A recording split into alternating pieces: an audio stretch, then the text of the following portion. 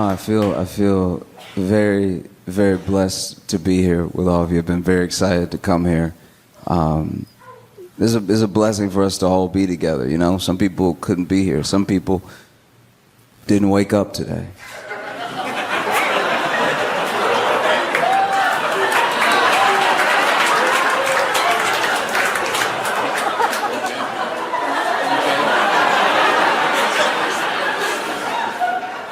What I just said could apply to anyone.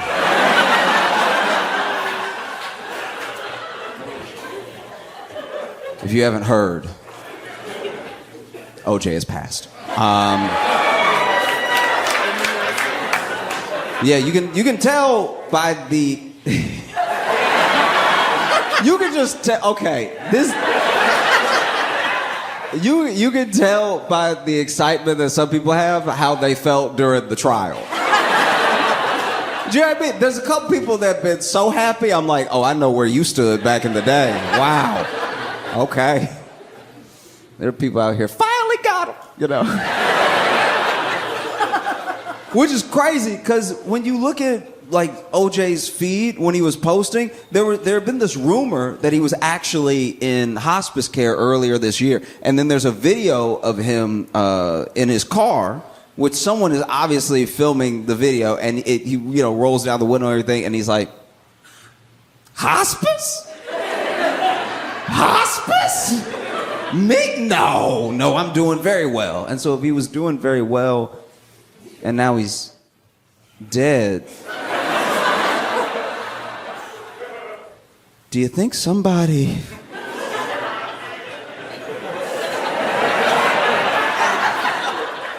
I don't know. I mean, it'd be kind of funny. You know? It just feels a bit weird, you know what I mean? Like he just seemed like one of those people that would just be around forever.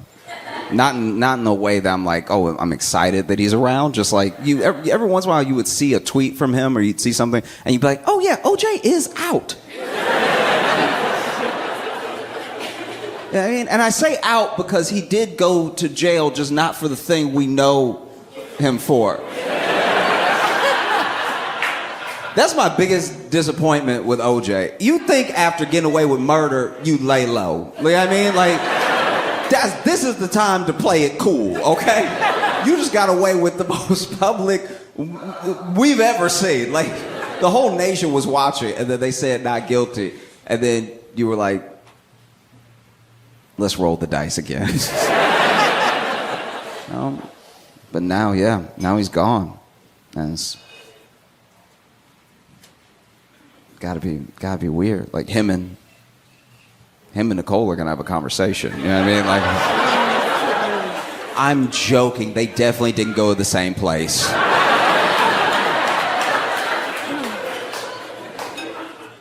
I've had like a journey on the internet as far as having it, right? Because I pretty much got internet the way that we have it now, and it wasn't even the way that we have it now when I was little. I got internet in like a all access type of way when I was like 11. So I was little, but there weren't things that I had before me. Like before, if you went back further than that, you'd have to like know how to code and stuff. 11 was when I could like get on the internet and type in boobs.com.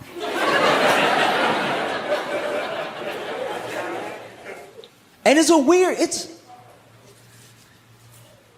the internet has brought so many people together in the best and worst of ways, right? Because it used to be, before the internet, if you wanted community, you had to go out, you had to find your sort of like tribe of people, but on a more mindful level, you had to find your people, right? And it was very hard. It was very hard for a lot of people with specific interests, and it was very hard for a lot of people who were struggling with specific things. That's why it's like from 2000 and on that like every type of struggle, it feels like, is known and talked about. Because, yeah, you might have a bunch of friends who have just never been through the thing that you've been through, but now that you can look it up, now that you can find people. And so message boards took off. message boards were like this forum for everyone that believed in or liked the same thing. It was instant common ground, you know? And it was before the sort of like platforms, really. So you didn't have to worry, like if you were on a forum about a video game that you liked, you didn't have to worry about anybody making fun of you for liking the video game. It's why we're all here. Mm-hmm. And so there was this real community that started up. And it's tough when you're a kid because you're so alone when you're a kid in a very specific way. Because as a teenager, you're going through all the things teenagers go through, but you're going through them specifically as you. So no one knows what it's like to be you exactly. And so you do feel alone, even if you're surrounded by people. But sometimes, because you can impose so much on this faceless type, this faceless text, you feel like the people on the forum get you. And so then you feel like, okay, if people get me, I must not be crazy. If people get me, I must not be completely wrong in who I am, right? And that's pretty much how you get incels.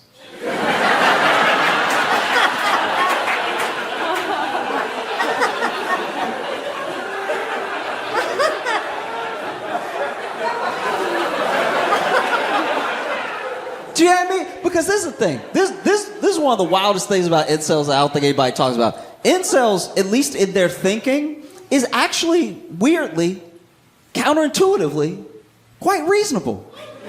Because incels are like, no one wants to fuck me. And then the world is like, yeah.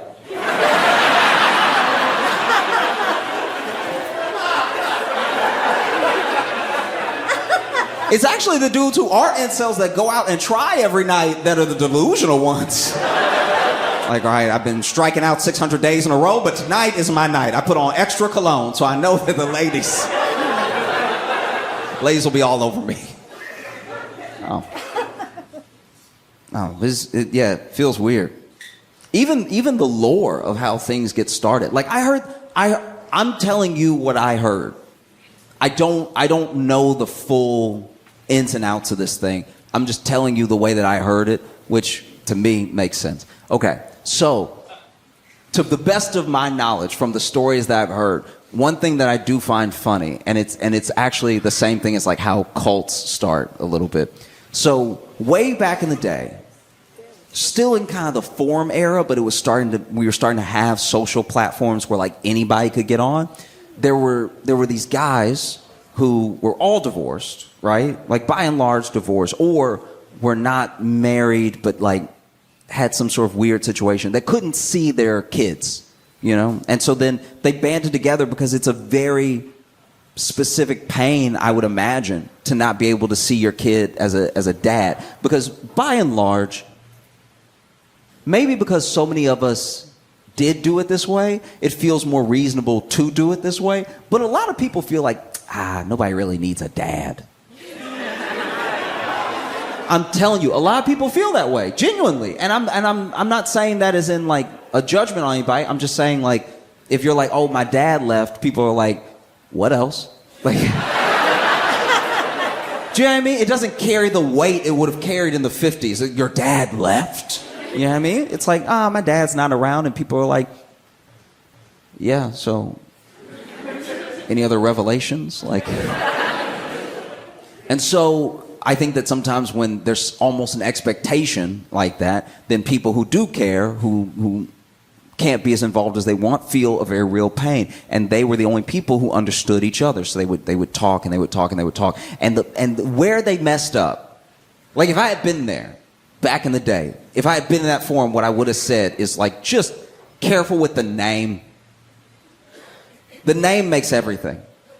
Because then they banded together as like a group, and they were like, let's try to get some laws passed so that we can like see our kids. You know, it feels like family court is against us. And so then they called themselves men's rights activists. And I was like, bruh. You should have said dads. Dude, dads would have cooked. We'd be like, dads that want to see their kids? Protect these men. protect all 8 of them. You know?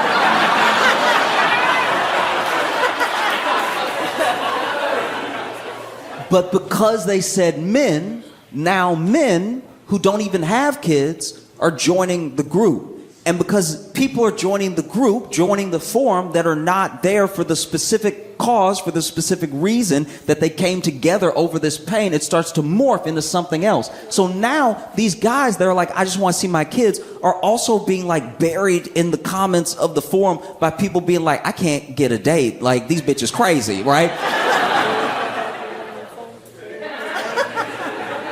And so ironically, a lot of them, not all, but a lot of them, maybe they were angry. Maybe they were going through a divorce. Maybe they were bitter at their ex-wife or women in general for not being able to see their kid. But they could also see what was happening, right? They could see like what this thing was turning into. What used to be a genuine support group is turning into like a weird, it's just a weird hang. Do you know what I mean? Like, you never want to be surrounded by angry men. Even as an angry man. I've been mad as hell before, but anytime too many of my buddies are also mad, I start to calm down. I start to be like, all right, well, we don't want to burn anything down. Feels like y'all want to do something different. Okay. But yeah, it started to happen where like, be like, you know, couldn't get the visitation that I wanted. I feel like the judge hated me when I walked in. And instead of more comments underneath like that, I've had that experience. And don't give up. It's not over. There's always things that you can do. Hey, just try to work it out with her. You know, you can get more visitation with her permission. You know, like things that were genuine support started to be buried by like, man, these bitches want whole meals. You know what I mean? Like, I can't believe they want you to take them out and pay. This shit is crazy. And then eventually, some of the, not all, but some of the earliest members of the forum are like, I started this thing because I'm trying to see my kids. And a lot of y'all seem crazy as hell. And I want to see my kids. So I'm a bounce. And so then, just like that, it was kind of gone.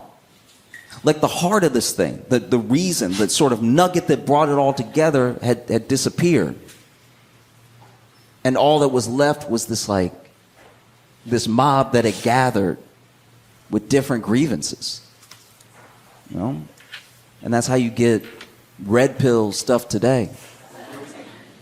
Do you know what I mean? Because the thing about red pill that's so appealing is that anyone telling you it's not your fault is probably going to get your attention. It's one of the most, it's honestly one of the most appealing arguments someone can make. If you're unhappy with your life and they come to you and they say, hey, none of this is your fault. Even as a defense mechanism, you're like, I'm listening. All right? And even red pill in and of itself is like starting to like eat itself. Because there's no basis around what it's really about. It's not really about community. It starts to just become this weird thing, you know? Like I've heard some of the most insane arguments ever. And I don't even think I'm thinking about the stuff you're thinking about. You're thinking about the surface level. I'm talking about deep. Like when a red pill podcaster really starts to cook. Like, I can't believe y'all out here having kids. That shit, y'all having kids, I don't know. Just something about like you had a daughter? That's gay, dog. Are you serious? You had a daughter? You had a daughter? That shit gay as hell, for real, man. That means you cum girls. Pause, dog. Nah. We ain't doing that over here. Are you serious?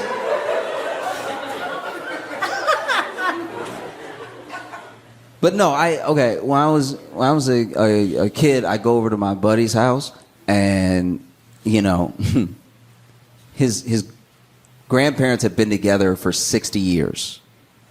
That's a long time. 60 years of marriage, by the way. Not knowing each other, not being cute.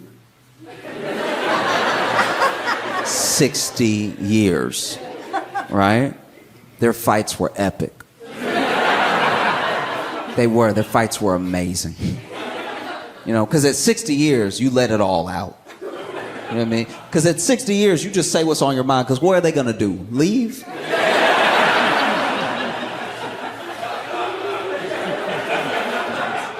Me and my boy be in the other room and we'd hear, oh, I should have married your brother.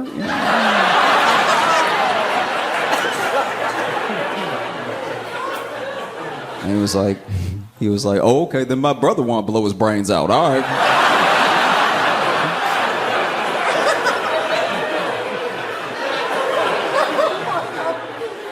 Married 60 years. Crazy stuff, right? And basically, his granddad was going deaf very quickly. He was losing his hearing rapidly, but he didn't want to wear hearing aids because he didn't like how they made him feel, right? And I don't mean just the fit in the ear. I mean like he didn't like how he could hear so little naturally, and then he put him in and could hear across the street. Just made him feel like Daredevil without the rest of them. And I remember one time I was hanging out at their house and we heard his grandma yelling all around the house. And then she came into the room where we were at because his granddad was watching us. And she was like, why won't you just wear some hearing aids? Okay? I got to yell your name all through the house. Then I got to yell when I get in the room and I even find you. I'm yelling all the time. I'm surprised I'm not losing my voice. Why can't you just wear your hearing aids so you can hear me when I'm talking to you? I feel like you don't listen to anything I say because you can't hear me talking to you. And you just saw him slowly start to smile.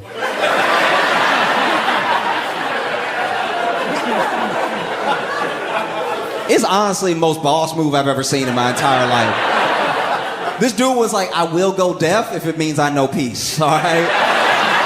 I have no problem. And one time, I was over at their house and his grandma was watching us. And we were being quiet. So I don't know if she was saying this to us or to herself, but out of nowhere, she broke the silence. And she was just like, that nigga hear me.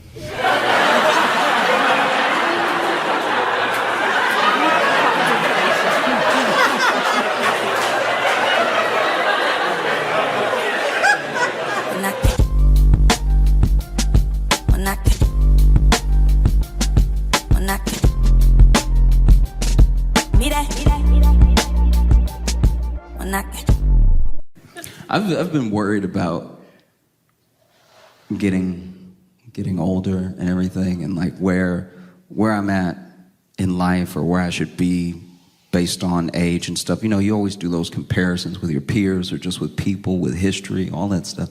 And I think I'm especially freaking out because I don't know what type of old man I'm gonna be, because I don't think you get to choose. Do you know what I mean?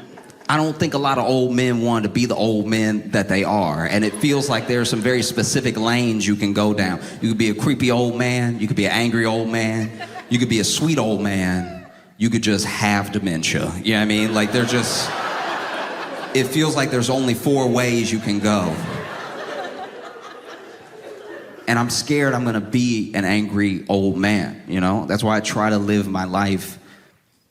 I try to be present so that I won't look back and wish anything or have regrets or get bitter or anything like that, because I'm already starting to get angry old man tendencies.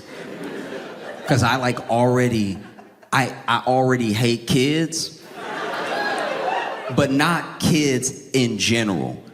I got beef with specific kids like an old man would. Like I got it's like 4 kids where I'm like, ooh. Because there's nothing you could do, so I just hope something bad happens. You know what I mean? It's just 4 of them. So it's not kids at large. It's just, I'll tell you about one of them. I was walking down the street, walking to the train, and there was this little Girl Scout, selling cookies. All right? And we got into it, okay? No, you need to be on my side. Hear me out. So I'm walking down the street, and then this Girl Scout is like, cookies, cookie. Like, she just working her corner, I guess. And like, cookies. And then she sees me. I'm trying to avoid eye contact. I don't want to have anything to do with this right now. I'm trying to keep a good diet and everything. So I'm trying to stare straight ahead. And then she's like, would you want some cookies? And like leaned into my field of vision. Like, would you like some cookies? And I was like, oh, no, I'm okay, but thank you. Have a good day, right? I said all that. I didn't even say any of that. I could have just kept walking. I could have acted like I didn't hear her, right? But then she goes, as I'm about to pass her, she right here, right? And then as I'm passing, she goes, it's okay if you're broke.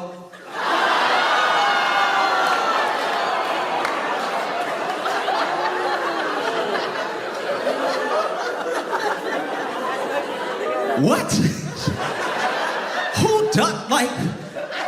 Who talks like that? That's insane. That's so crazy. And so I stopped, and I should have stopped, but I stopped. I was like, what did you say? And she was like, it's okay if you're broke. She said it louder the second time. And I was like, where is an adult? Where, like, you just, this is crazy. But now what do you do? Because I'm like, I'm the grown man. There's nothing that I can do, you know? I can't just be out here yelling. I can't be a grown black man out here yelling at a child holding cookies. Fox would have a fucking field day if there's a picture of me yelling and she's holding the cookies up. So I hit her with everything I could. I was like, Santa ain't real. Tooth Fairy not real. And she just stone cold stared me in my face. It was like, and you don't have any real money. It's like, what do you do? What do you do? There's nothing that you could do in this moment. So I was like, okay, I'm gonna go home and I'm gonna pray. I'm gonna go home and pray that you stay the same size your whole life. That's all I can do. There was a time in my life where I don't know why. Maybe it was like a Keeping Up with the Joneses thing or something, but I wanted AirPods so badly. I don't even know why I wanted them. They're not better than the corded. It's all hype. But I wanted them, but I didn't feel like I could afford them. I felt like it'd be too much to spend on some AirPods, right? So I just shut down those desires. I saved up my money. I was like, I'm gonna spend my money on something that's not gonna pass away. I'm gonna make sure that I spend my money on something that's gonna give me a lot of joy. So I spent it on a trip to Mexico, right?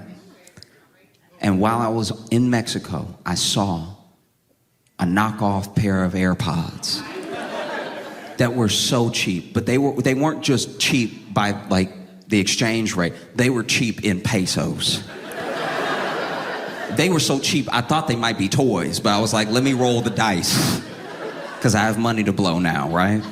And I bought them, I brought them home, and these had to be the biggest AirPods I've ever seen in my entire life. They were so big, they hurt to put in my ear. They genuinely stretched my ear a little bit because I had to shove them in. And you know how the AirPod's supposed to come like here, just under your ear? These came down, like these were wild. And so I turned it on, and the way you turned them on was each side had a button. That's how big they were, that they had buttons on them, all right? You had to press each button at the same time to turn them on. And when you press the button, it didn't even make a technology noise. It wasn't like, it was just like just immediately in your ear. And I don't know if this is related, but as soon as I turned them on, my balls hurt so bad. Which doesn't even make sense. I was like, how are these connected at all? What waves are being sent through my body right now? Because I went like, and I was like, oh, like immediately. And I had him in for a little while, and while I had him in, my mom gave me a call, and I answered because you just had to hit the button to answer. And honestly, everyone that called me while I was wearing my bum AirPods, they sounded behind me. It was the most it was the most unsettling. Like, I answered if I was like, hey, mom, and she's like, hey, how you doing? I was like, oh. I tried for 2 weeks to wear them, you know, because I was like, if I go ahead and wear them every day, they won't hurt as much anymore and everything. And then finally, I gave it up. I was like, these are not worth it. I put them back in the box. I put them in the closet. And I saved up my money, and I just went ahead and bought some regular AirPods, right? But my ear's like a little too loose now for the standard Airs. Like, my right got tight again, but my left, like, my ear ussy is like not snapping back at all. It's like, and then if I even yawn, they fall out. Like, it's just, it's hanging on by a thread.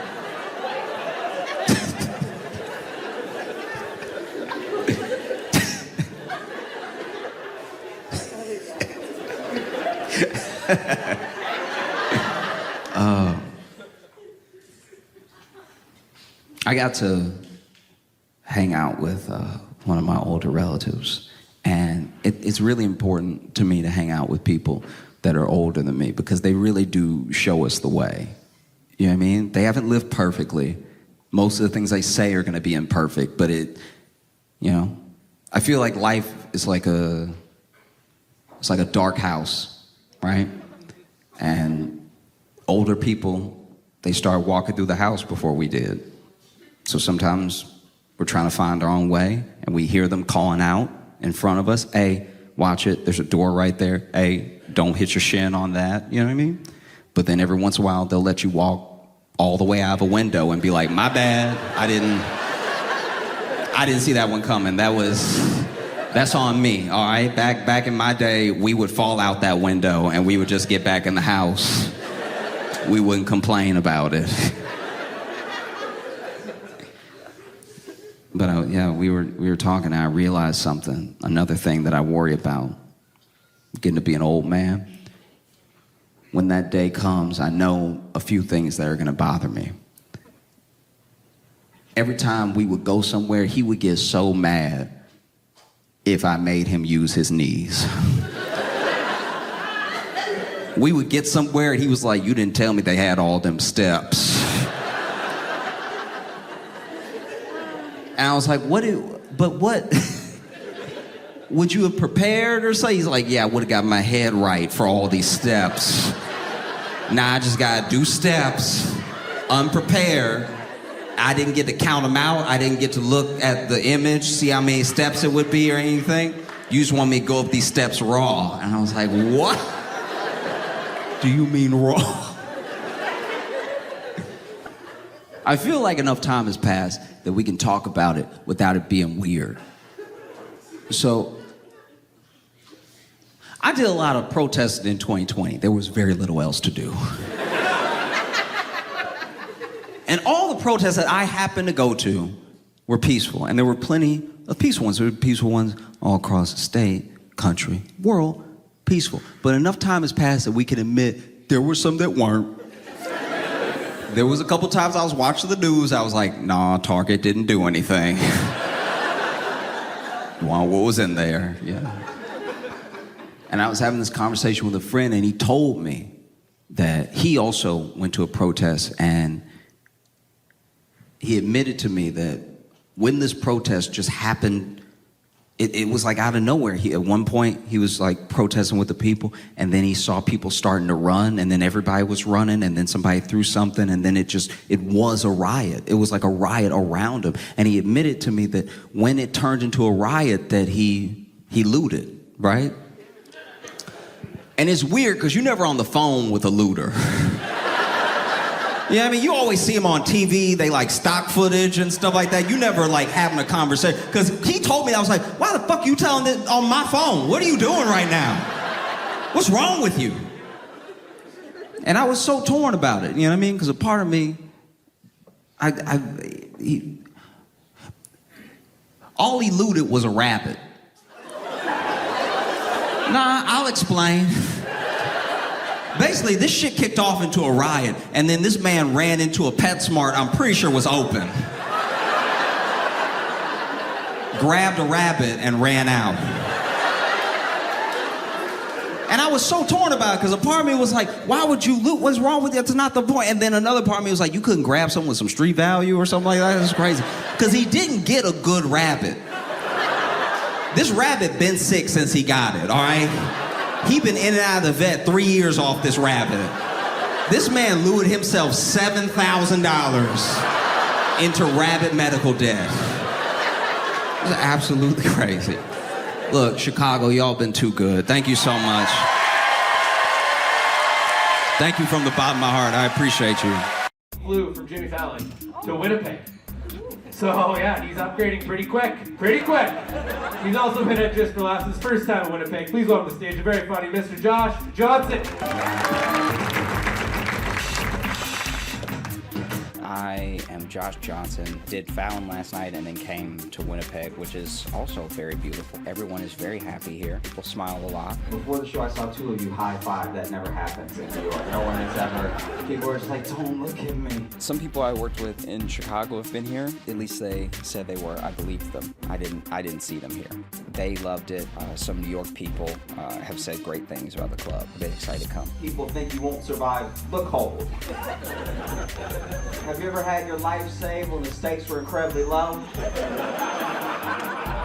This is really my first time spending a weekend in Canada at a club, which is great. This place is awesome.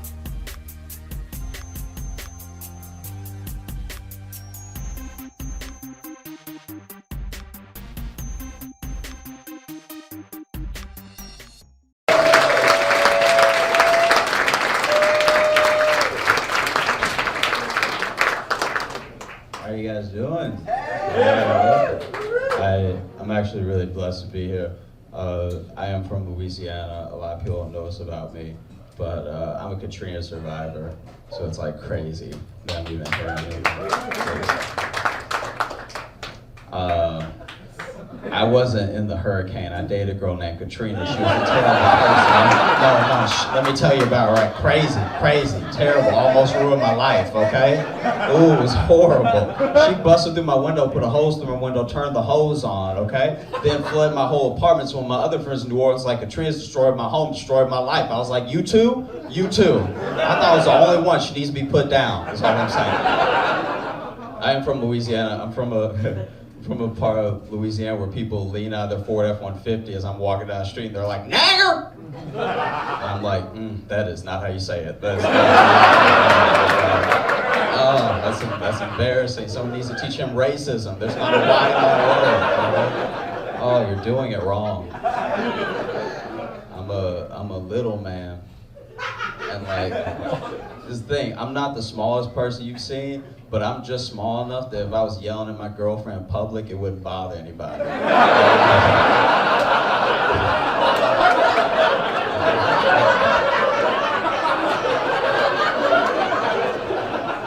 like usually when you see them, you're like, hey, calm down, is there a problem here, buddy? But for me, it's like, oh, he needs a nap.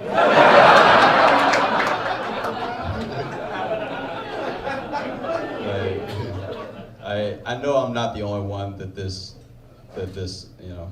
is for, but like I have an incredibly white voice. Everyone tells me how white my voice is, and I didn't know how white it was until like really recently I came to terms with it. And this is how I know, guys. I phone interview very well.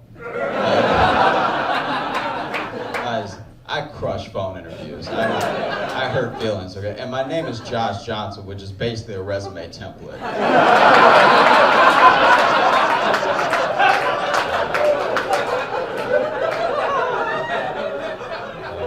So then I show up and they try not to act disappointed, but we all know what happened.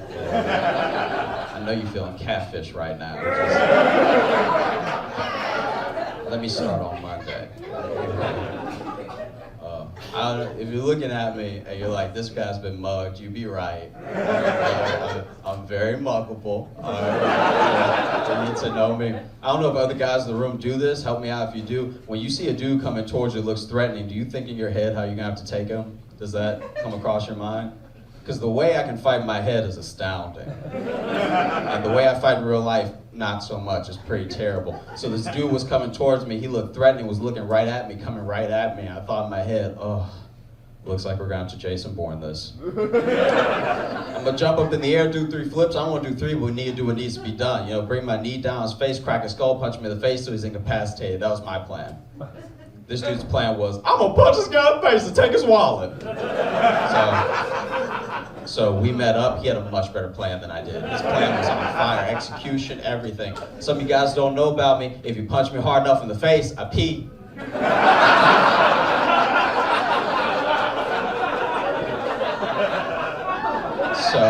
So we met up, he punched me in the face, I hit the ground, started peeing round Q, I don't disappoint, okay? Now he's trying to fit his huge muscular hand into my pocket to take my wallet, but his hand gets stuck because my pants fit, go figure, I know. But now his hand is stuck in my pants, but he can see the pee stain getting bigger. And my pants are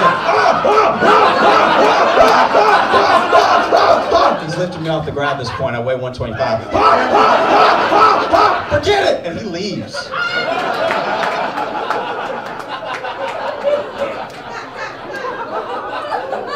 Guys, who needs karate? Am I right? I did get the cops called to my apartment. Last year I got the cops called to my apartment because my neighbor thought that I was beating my girlfriend. So I had to explain to the police, not only do I not have a girlfriend, but it's just me in here.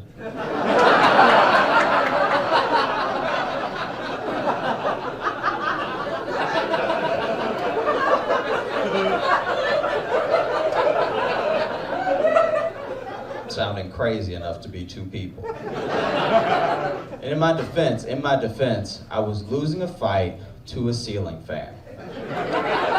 Let me explain. We've been to the moon, and we use little pieces of glass to talk to other people on the other side of the world if we choose, but there's still no clear indication when to stop pulling the drawstring on a ceiling fan. Now I'm chilly. I was warm before, now I'm chilly. I like the ceiling fan stop because I'm chilly, okay? And it's just going...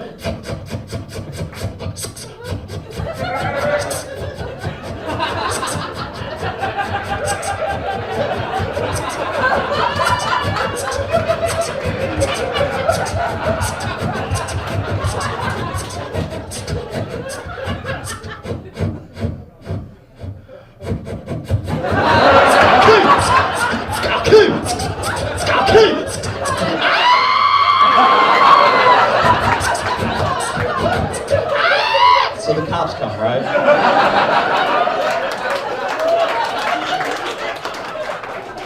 So the cops come, and they don't arrest me, but they feel real sorry for me.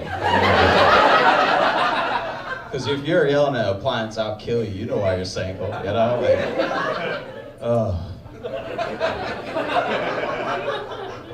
I don't know, man. Like, have you guys ever had a day you knew it was gonna be bad, as soon as you woke up you knew it was gonna be a bad day? Like, as soon as a minute. This happened to me a while ago. I got up, got dressed for work, I got my foot and my head outside, okay? Just my foot and my head, and a bird shit on my head. This thing.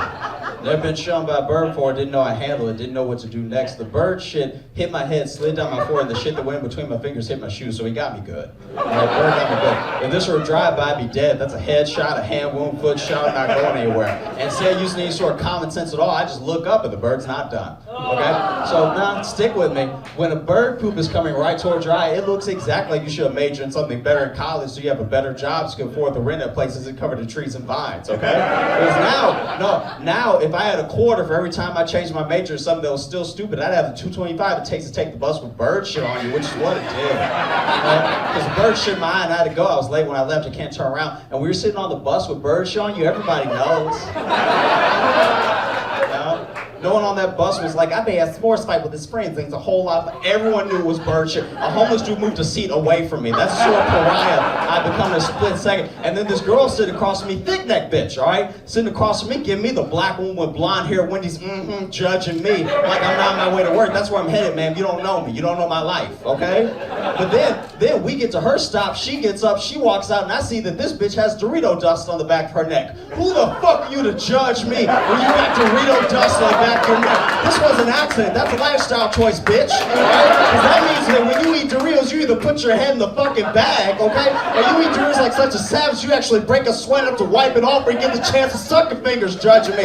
Since we're judging each other, your new name is Dirtfoot, bitch, all right? Got Dorito dust on the back of your neck like you somebody's uncle or something. You scratch and sniff hobo, bitch. That's some Josh Johnson. Have a great night.